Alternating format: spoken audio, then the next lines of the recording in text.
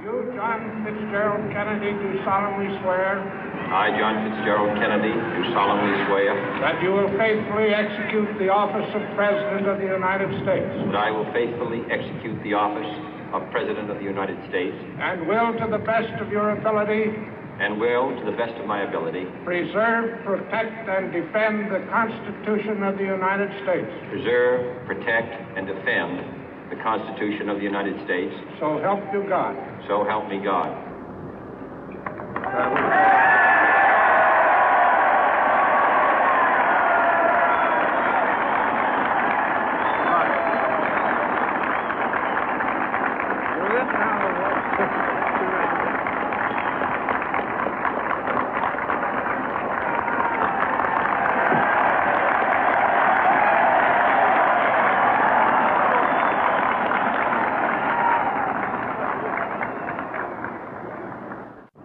Vice President Johnson, Mr. Speaker, Mr. Chief Justice, President Eisenhower, Vice President Nixon, President Truman, Reverend clergy, fellow citizens.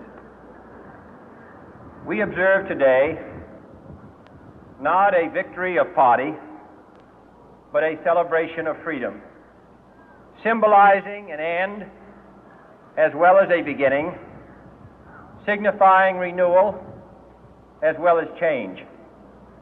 For I have sworn before you and Almighty God the same solemn oath our forebears prescribed nearly a century and 3/4 ago. The world is very different now, for man holds in his mortal hands the power to abolish all forms of human poverty and all forms of human life. And yet the same revolutionary beliefs for which our forebears fought are still at issue around the globe. The belief that the rights of man come not from the generosity of the state, but from the hand of God. We dare not forget today that we are the heirs of that first revolution. Let the word go forth from this time and place to friend and foe alike that the torch has been passed to a new generation of Americans born in this century, tempered by war, disciplined by a hard and bitter peace, proud of our ancient heritage, and unwilling to witness or permit the slow undoing of those human rights to which this nation has always been committed and to which we are committed today at home and around the world.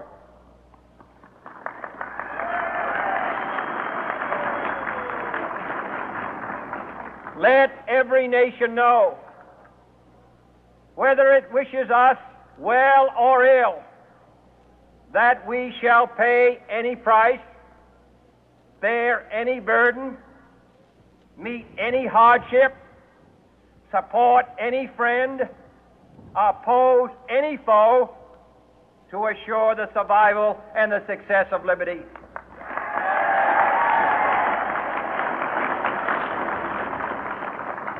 This much we pledge and more. To those old allies whose cultural and spiritual origins we share, we pledge the loyalty of faithful friends. United, there is little we cannot do in a host of cooperative ventures. Divided, there is little we can do, for we dare not meet a powerful challenge at odds and split asunder.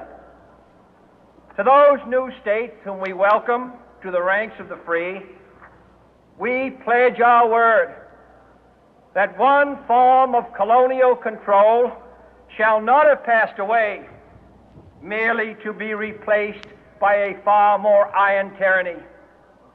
We shall not always expect to find them supporting our view, but we shall always hope to find them strongly supporting their own freedom, and to remember that in the past, those who foolishly sought power by riding the back of the tiger ended up inside.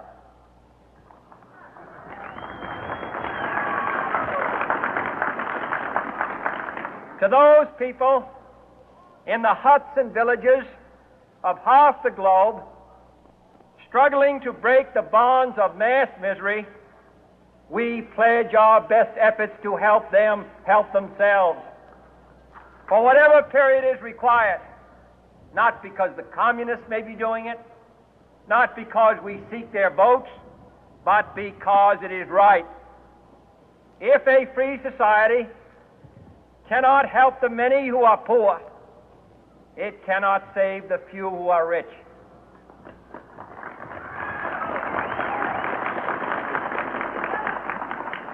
To our sister republics south of our border, we offer a special pledge to convert our good words into good deeds, in a new alliance for progress, to assist free men and free governments in casting off the chains of poverty.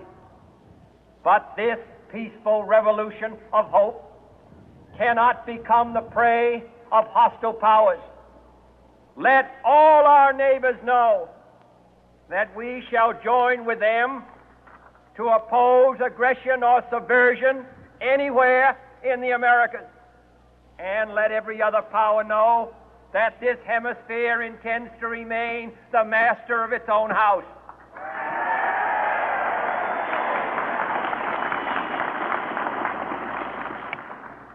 To that World Assembly of Sovereign States, the United Nations, our last best hope, in an age where the instruments of war have far outpaced the instruments of peace, we renew our pledge of support to prevent it from becoming merely a forum for invective, to strengthen its shield of the new and the weak, and to enlarge the area in which its writ may run. Finally, to those nations who would make themselves our adversary, we offer not a pledge, but a request that both sides begin anew the quest for peace.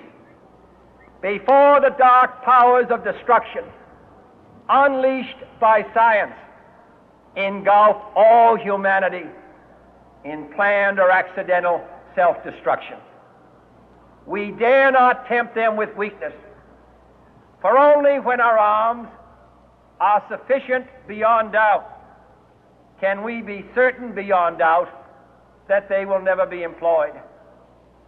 But neither can two great and powerful groups of nations take comfort from our present course, both sides overburdened by the cost of modern weapons, both rightly alarmed by the steady spread of the deadly atom, yet both racing to alter that uncertain balance of terror that stays the hand of mankind's final war.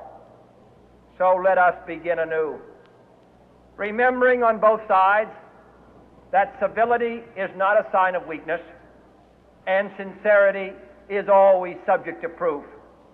Let us never negotiate out of fear, but let us never fear to negotiate.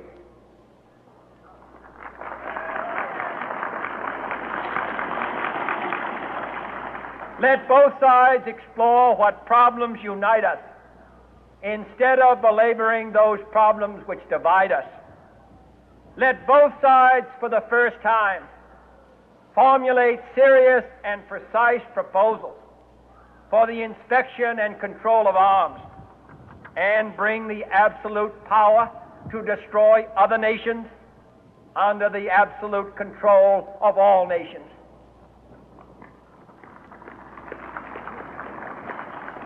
Let both sides seek to invoke the wonders of science instead of its terrors.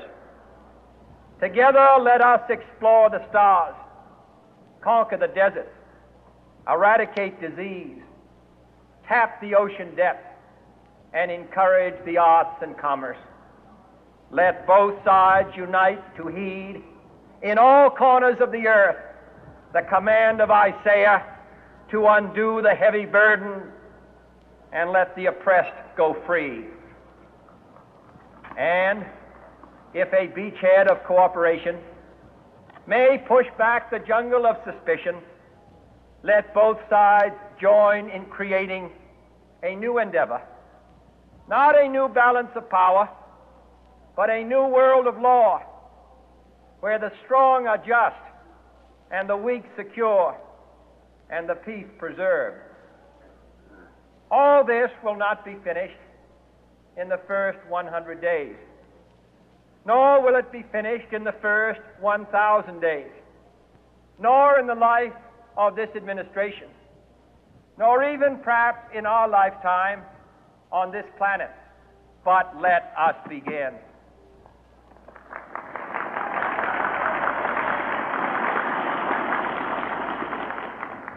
In your hands, my fellow citizens, more than mine, will rest the final success or failure of our course. Since this country was founded, each generation of Americans has been summoned to give testimony to its national loyalty. The graves of young Americans who answered the call to service surround the globe.